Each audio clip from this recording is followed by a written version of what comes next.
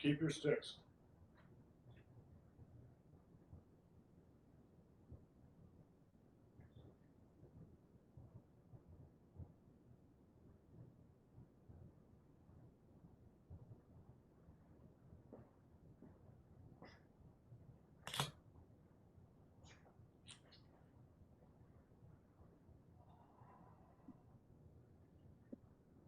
Why do you come up into your chest when you do that?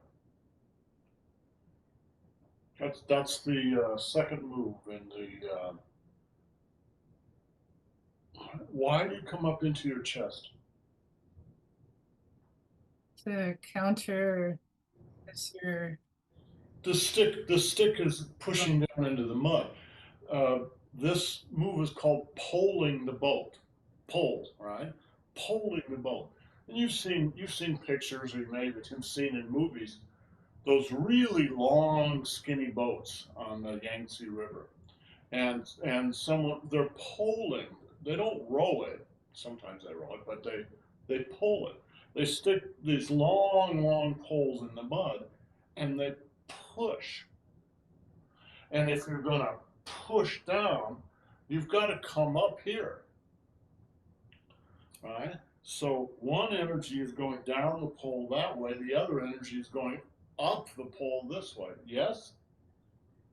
Is that clear? Okay, do this exercise.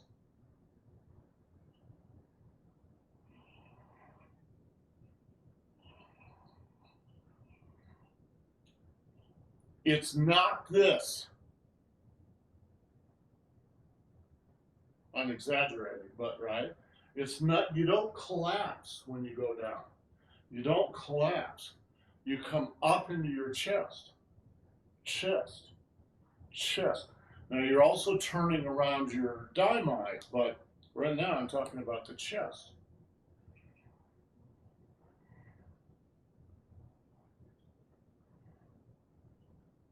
Yes.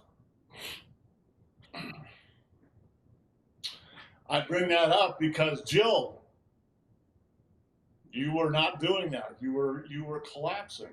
So collapsing means closing. Right? Maybe collapse has got a little judgment in there. Right? It's closing. You're closing when you go down. You don't close. You open. Now you're closing. Now you're opening. Now you're closing. Now you're opening.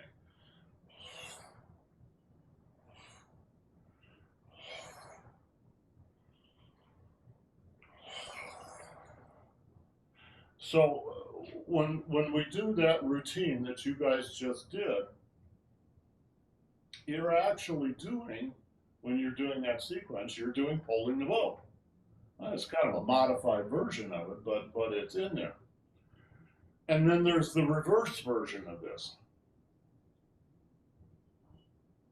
And the reason I'm talking about this is I want you guys to understand you've got to apply these principles. The teacher, meaning me, can't go through every ever exercise that's ever been invented and explain everything. It's sort of pointless. What's important is that you guys get the principles, and then you guys apply the principles.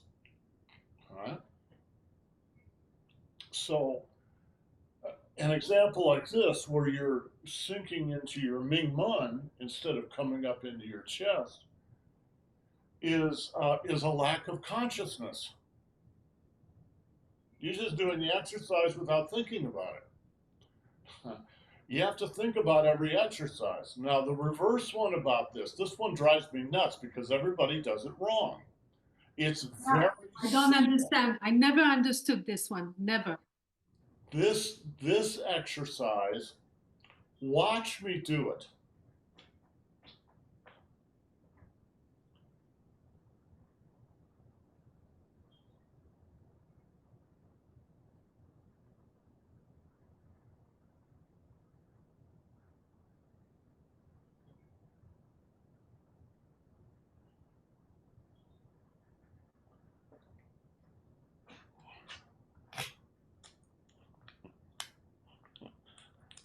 Here, I'll put markers on the stick itself. Right? You're going to use this stick right up against this guy's ear. Pop! Pop! Pop! Right? Now, often when you're doing stick work, if you're really doing this, you're not hitting the guy's ear, you're just hitting the stick. Right? But that's what you're doing. So it's not, this is what almost everybody does, and I don't know why they do it. You can tell me. They go under. They go under. It's not under, it's over. Over. Over. Over. Over. Over. Look, I'm gonna hit the guy with this side. Watch what happens with this side. What happened? Almost nothing. This is the fulcrum. All right? That's the part that hits. Now this becomes the fulcrum and this hits. All right? Now it's not, I'm exaggerating a little bit, it's not quite that static, right? But basically, first the right side goes and the left side stays right where it is. All right? And then the left side goes and the right side almost stays where it is. When you are doing this move, the move, let's say I'm going to go to the right side. The move starts in the bottom of the right foot. It comes up the yang meridians on the right leg, and then it hits the Ming Men acupuncture point, right? But in the back. And then it activates the right loin. Do y'all know what the loins are? The loins are the part of your back between your hips and your ribs. So it's that big muscular area. We sometimes call it the lumbar area. But think about old literature where they say, like in the Bible, where they say, gird up your loins and fight like a man. What does it mean to gird up your loins? These are your loins back here. What do you mean, gird up your loins? In the old days, people wore almost like, both men and women, almost like dresses, tunics, right? And they might have leggings and whatever, but they're wearing a long thing that hangs down to their knees. Girding up your loins means you're going to pick up that dress and you're going to gird it, you're going to tie it around your loins. Why will you pick up your dress? Well, so you can move, so it doesn't get in the way. So when you're going to fight, you have to be really flexible, particularly in this area. And so girding up your loins is get your clothes out of the way, gird up your loins, and get ready for a fight. Gird up your loins and fight like a man. All right? So this is about this area back here.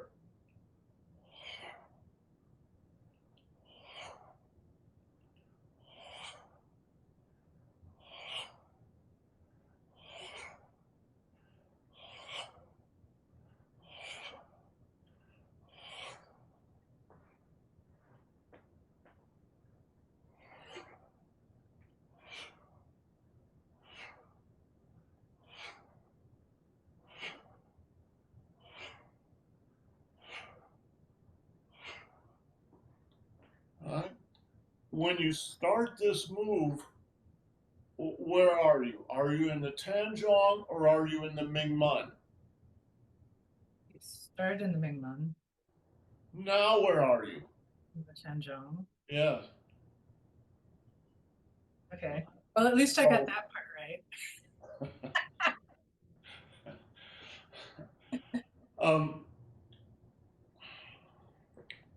Hold on a second.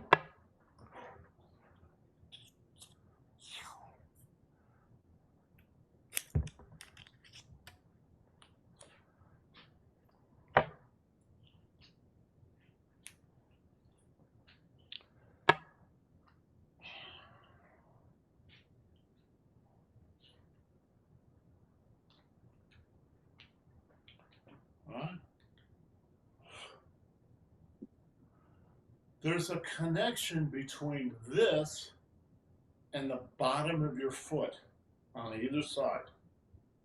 Watch.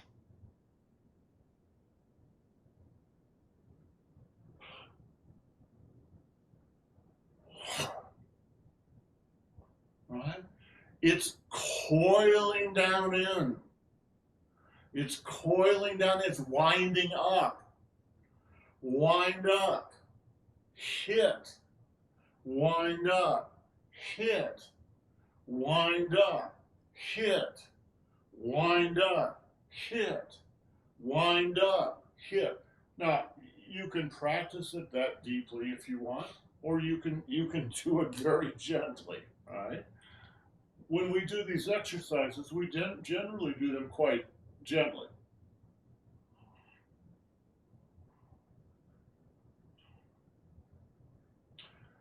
But you should understand, the beginning of that is the coil, and then the uncoil. Coil, uncoil, coil, uncoil, coil, uncoil. Every move in Tai Chi and Qigong is all about coiling and uncoiling. All right? You literally see if you can feel the spiral. So maybe begin with the spiral that happens between your tanjong. This is in the back, right? But you can't see my back, right? From the back down to the bottom of your foot. Coil. Coil. Coil. It's kind of easier to see if you think about a baseball player, right? Watch my legs, right? Everything's coiling. Coil, uncoil, right? Or if you're golfing, right? Coil, uncoil.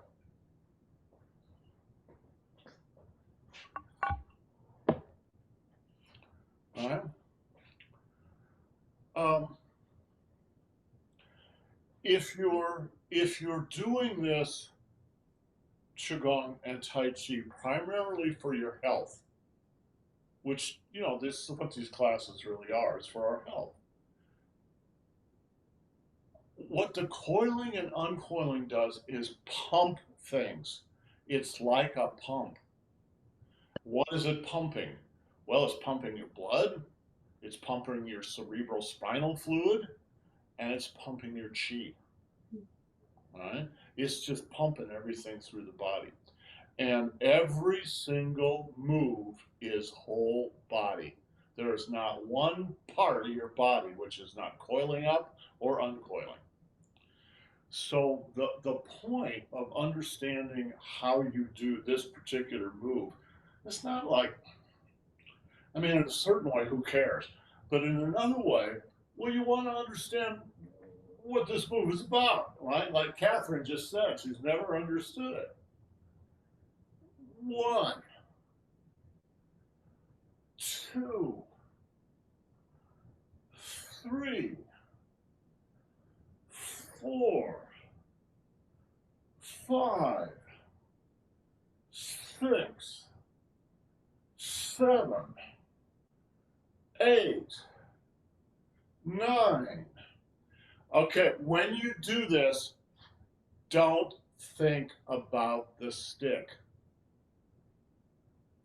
The stick is the last thing you think about. What you think about, remember, where your mind goes, that's where your chi is going to go. So what's the first thing you think about? What's the first thing I just thought about? The bottom of your foot, exactly. Go to the bottom of your foot. Come up your leg, let it hit your loins. Now open your loins, and then open your chest, and you've got it. Sink down to the bottom of the left foot. Come up the outer yang meridians of the leg to the area of the Ming Men, the loins, and then open your loins, and now open your chest. It's like a chain. 1, 2, 3, 4, 1, 2, 3, 4, 1, 2, 3, 4. Right? When you say Ming Men, so it's this area and back.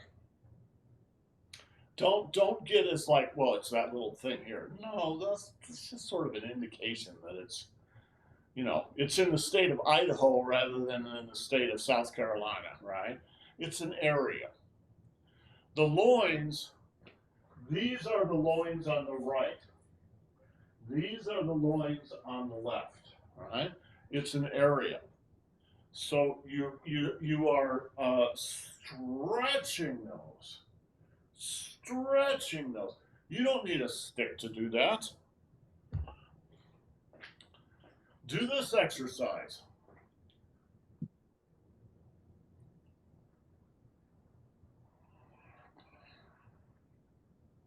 Go to the bottom of your foot, come up your leg, stretch your loins, and then up into your chest. And then sink back into the danchen in front and back down to the bottom of your foot. Stretch the loins, stretch.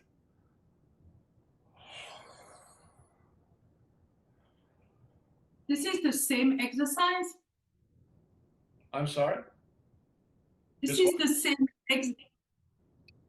This is the same exercise that we just did? Well, no, it's actually a different exercise, and yet it's still the same, right?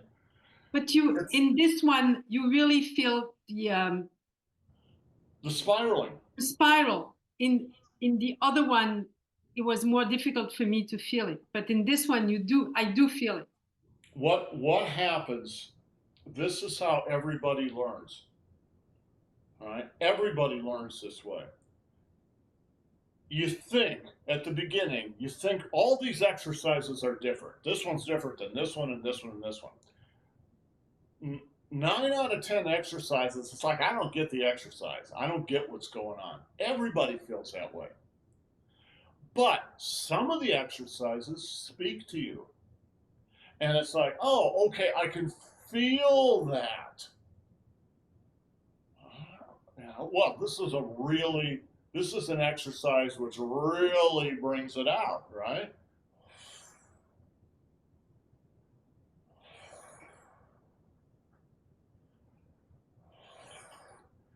So in this exercise, it may be easier for you to grab what's going on than in the other exercises. And then what will happen, the exercises that you like, that work for you, practice them. And it will waken something up in you. Things will start to, right? Then when you get to the other exercises that are more subtle, then you will start to go, oh, okay, I can feel it in this one too. It's not as big, it's not as obvious, it's much more subtle, but you'll feel it. Then what will happen as time will go on is you'll start to feel it everywhere, and you'll realize, oh, it's always there and it's always big. It's your perception that's changing, all right? So this exercise.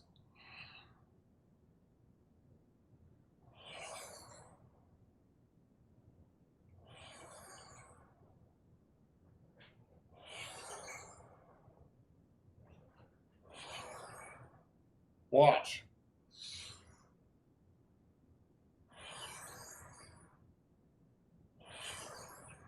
It's the same exercise, slightly different angles, right?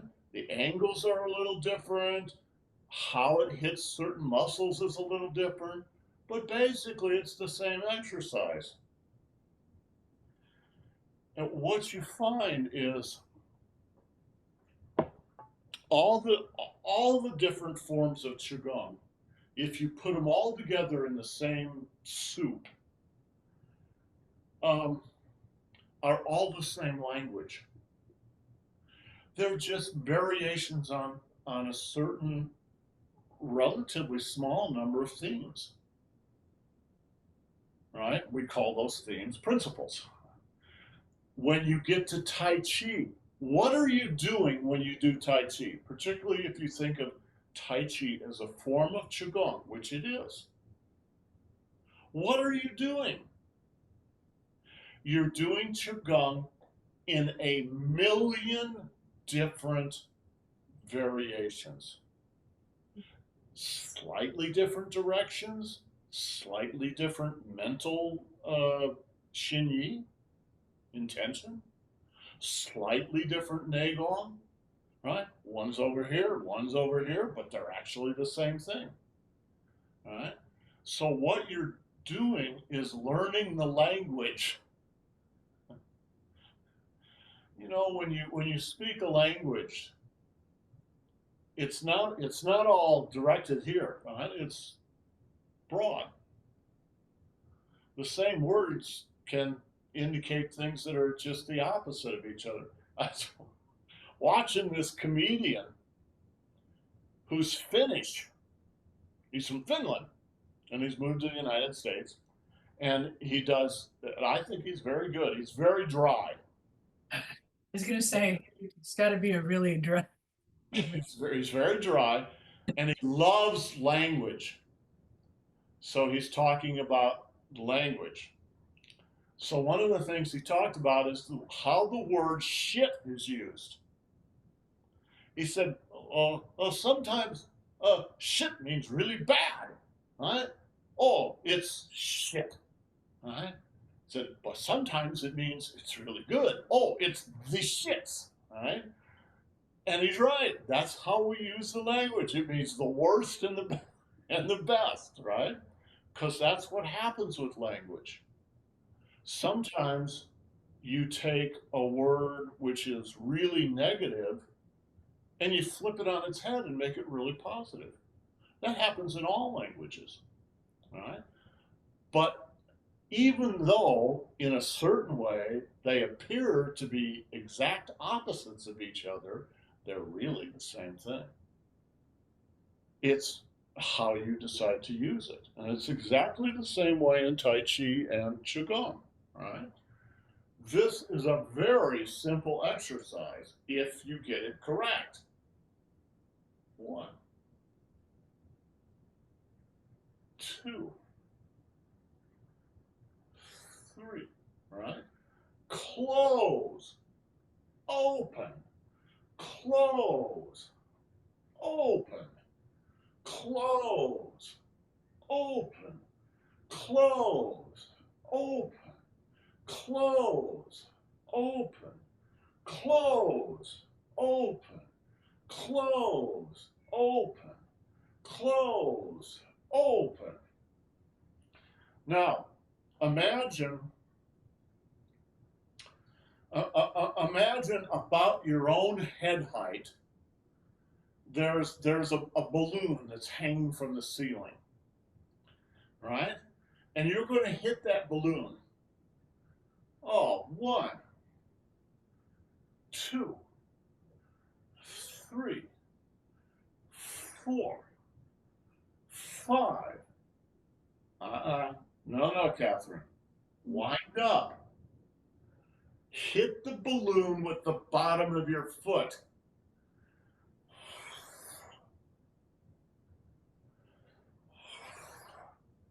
Try it.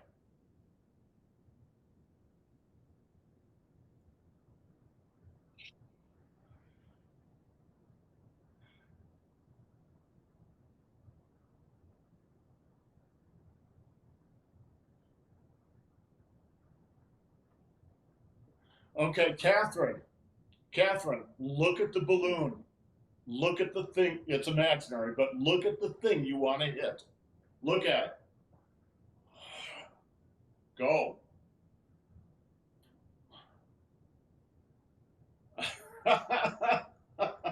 She has much more enthusiasm that way. We all know people who should get slapped upside the head, right? Just think of slapping some of those people upside the head, all right? Pop. All right? Master Feng, Master Zhang, both used to say the same thing. They would say, if, I'll translate, if, and when they're doing a demonstration, if I don't exaggerate it, you won't see it. Their own movements had become so efficient, there was no wasted energy. And so it was very difficult to see what they were doing. It was almost invisible. And if you were a beginner, meaning maybe the first 5 years you're working with them, you just don't see it. It's like, I don't know what he's doing. So what they were doing seemed magical because you didn't see how it worked. So they would exaggerate it. If they were really going to do this move, it would look like this. Did you see the windup? All right, watch. Wind up. Wind up. That's all it takes. If you've learned how to do it, you can do it very efficiently and drop to the bottom of your foot. Watch. And then unwind from there. But if you don't know how to do that, you don't know how to do that. So then you have to go, okay, all the way to the bottom of the foot, and then up. All the way to the bottom of the foot, up the legs, stretch the loins into the chest. All the way to the bottom of the foot, up the leg, stretch the loins into the chest. And you said, watch the path of the stick.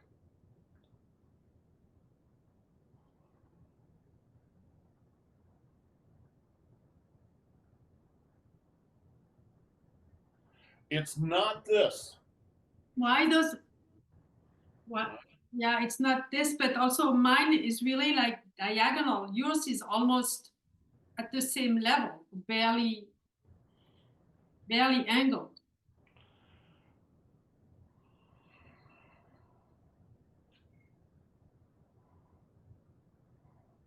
Look at the end of the stick. It's about at the level of the Dan Chen. The upper part of the stick is hitting the guy right here. Bam! Bam! Now, let me say something. A lot of people do this move like this, right? They're coming up from underneath. I do that. That is also a legitimate move. It's just not this move, all right? So it's like an uppercut. If you're doing an uppercut just with your fist, it looks like this. If you're doing an overhand, it looks like this. Both are legitimate punches, but you have to be able to tell the difference between the two. And you have to be able to do both of them. This is not an undercut. It's an overhand. Overhand. Overhand. Why? Why do you want to do the overhand for this exercise? Because you're really focusing on the loins. You're focusing on stretching the lower back, which you might think goes, in a way, goes all the way from the knee up to your shoulders. All right? Stretch. Stretch. Stretch. You think, well, it's not a real big stretch like that. Well, yeah, but it kind of is. What happens? Think about modern life, where you spend half your life sitting in a chair. Jill, did you go to school when you were younger? Sure. Yes. From what age to what age? I'm still in school. It's 57. I can't get. Half your life is spent in schools. What do you do when you're in school? You sit. You sit in a desk.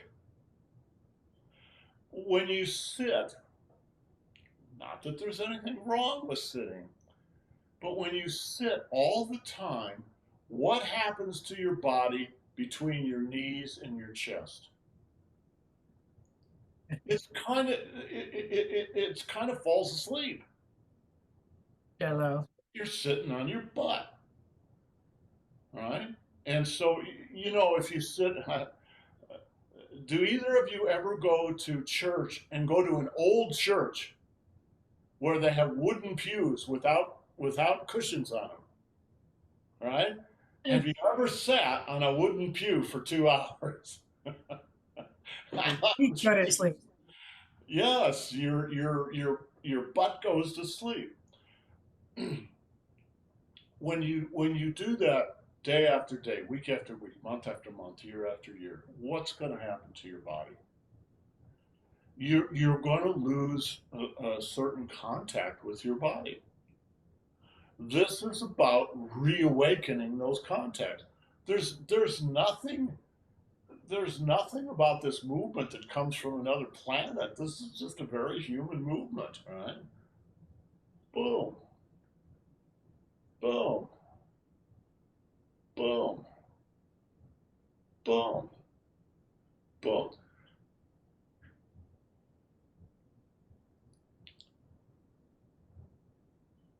Okay, Catherine, I'm going to tell you what you're doing wrong. Everything. No. There's something very specific, but it's going to take you months or maybe years to change this. Oh, thank you. That's what it does for everybody. It's not just you. You are separating the movement of the stick from the movement of your body. Oh, yeah, that's right. Okay, so what does it mean?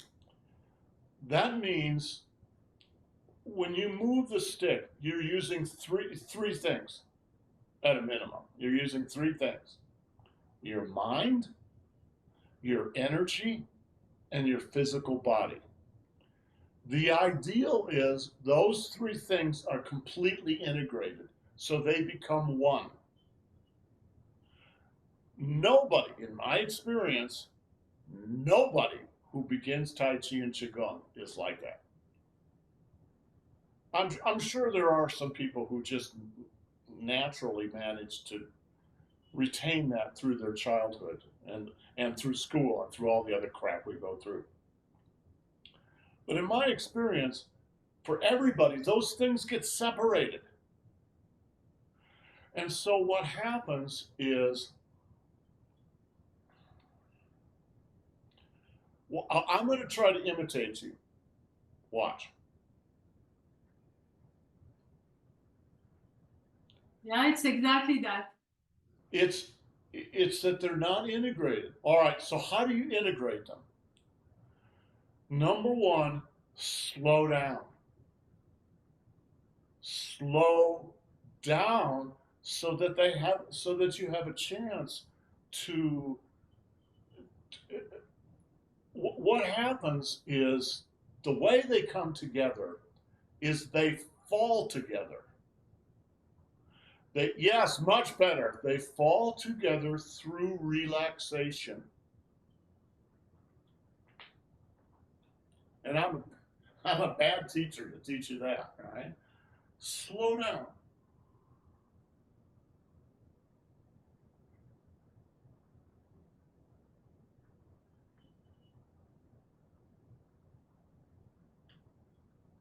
Much better. The stick does not move unless your body moves. And your body doesn't mean your hands, it means your core. Of course, your hands are part of that, but it starts in the core. The core moves. The core moves. the core moves. The core moves. It's a very simple idea. Exhausting. But why do you think that we have all these exercises in Qigong and all these exercises in Tai Chi? Because it's very difficult for everybody.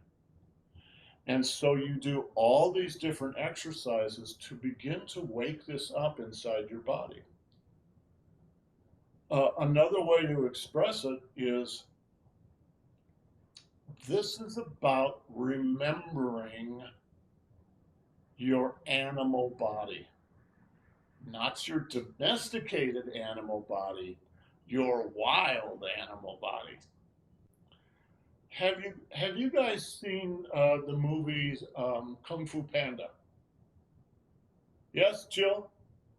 Catherine, have you seen Kung Fu Panda? Okay, this is your homework assignment. Get on YouTube and watch Kung Fu Panda. It's actually a very good, it's an animated movie, but it's actually quite good. Did you notice, Jill, did you notice that all the townspeople are domesticated animals and all the Kung Fu warriors are wild animals? Now that you mention it, I did not. They never say anything about that. It's not like one is good and one is bad. It's just that all the regular townspeople are rabbits and ducks and pigs, and they're farm animals. And all the warriors are wild animals. Yeah, Jim. Is the main character's name Poe? Yes. Okay.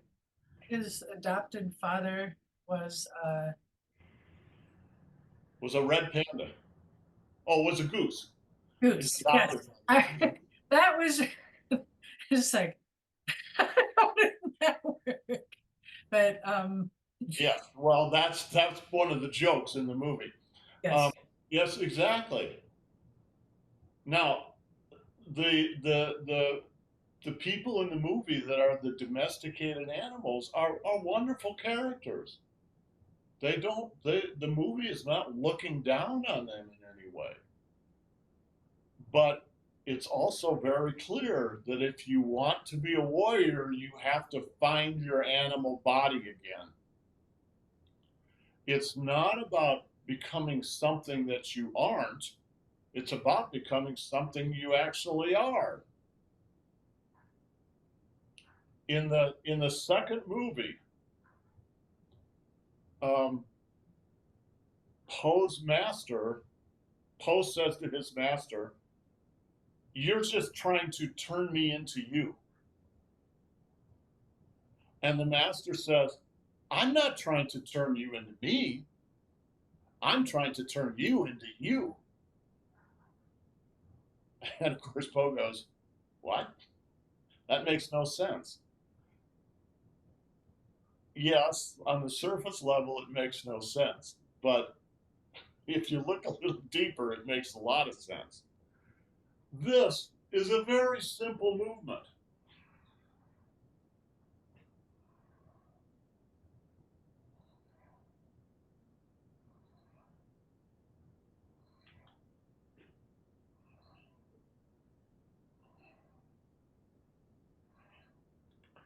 But if you don't get it, you don't get it. And you have to work on it until you do get it. When you do get it, you'll go, oh, okay. It's so simple. Exactly. That's what Grandmaster Feng used to say. Huanyan Tai Chi, Chen style Tai Chi, which is the most difficult style of Tai Chi. You guys are not learning the easy style of Tai Chi, you're learning the hard style. He used to say, to do Chen style Tai Chi, because Huanyan is a frame of Chen style Tai Chi. To do Chen style Tai Chi is very easy. is very easy. That's the joy of doing it. It's so easy. But to learn it is very, very difficult. Doing it's easy, but learning it's hard. Okay, guys, you have yourselves a great day.